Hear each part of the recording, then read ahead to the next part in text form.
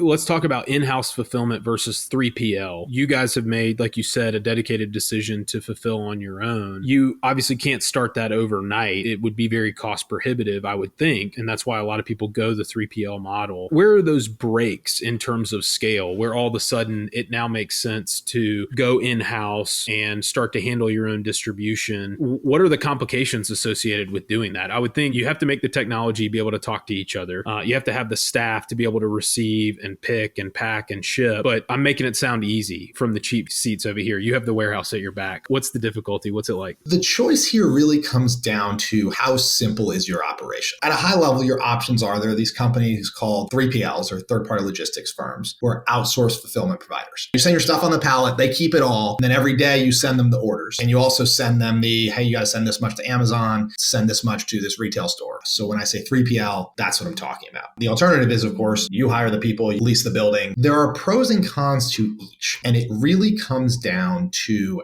how unique is your process. If your process is as easy as I've got 5 SKUs or 10 SKUs or 50 SKUs even. They come in all from the manufacturer in boxes that are labeled what they are, and they just need to be racked and then sent back out, and they go in a brown box and they go small parcel carrier and they go D2C. That is red meat for a fulfillment provider.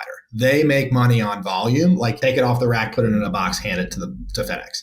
If that's your supply chain, you're probably a good fit for 3PL. I mean, you can avoid all the employees, the lease, however, if you've got to buy 10 things from manufacturer A, 10 things from manufacturer B, get them in, polish the thing from manufacturer A, and then screw it into the thing from manufacturer B, your 3PL is not going to want to do that. So now you're kind of staring down the barrel of, do I have my own facility where I polish the thing from A and screw it into B, and then I send it to the 3PL? And if I'm doing that, should I just send it out of my facility and not have the 3PL at all? You'll also see that it's really shockingly hard, even in 2022, to find 3PLs who are damn good at resupplying Amazon. Box labels got to be right. There's some complexities to that. There are specialty FBA prep fulfillment centers that will do it, but you got to find one that really can. And then the thing that everybody hates is, like, if you sell in Walmart, getting that right with a 3PL can be a real pain in the butt. What about in-house? Then all of a sudden you turn the labor arbitrage into your own opportunity cost, and you employ those folks and you keep them busy, and you still have a lot of those same costs. You still have to pay to ship the stuff. You still have to pay somebody to receive it, buy the cardboard and the packing paper and all that stuff. But you might be tempted to go, wow, I'm going to save so much money. I'm not going to pay the markup on the cardboard, and I'm not going to pay the 50% markup on the labor. Like, this is going to be freaking great. It's definitely going to be cheaper. In general, I don't think it's cheaper, because what's baked into that markup is their rent, their HR overhead, benefits for those people, all of that stuff. Like, there's more costs than you think. Like, to set up your own fulfillment operation, you're going to need a space. You're going to need a lease. You're going to have to commit to a long-term lease. You may even have to personally guarantee that lease. So there's definitely risk there. Can't be scaled down as easily as a 3PL could. You have to commit to people, which again can't be scaled down as easily, right? And you're also, and this is the big thing for me, you're going to have to worry about it. One guy calls in sick and you're driving the truck. One guy calls in sick and you're packing boxes, because you don't get paid. And those orders come in every day and they never stop. It's a never-ending avalanche. And if your guy says, hey, screw you, I quit, boom, you're in the warehouse. Just like that. If you're with a 3PL and their guy quits, they got 10 more, they just slot them in and you don't even know about it. That's their problem. So you got to be really sure that you want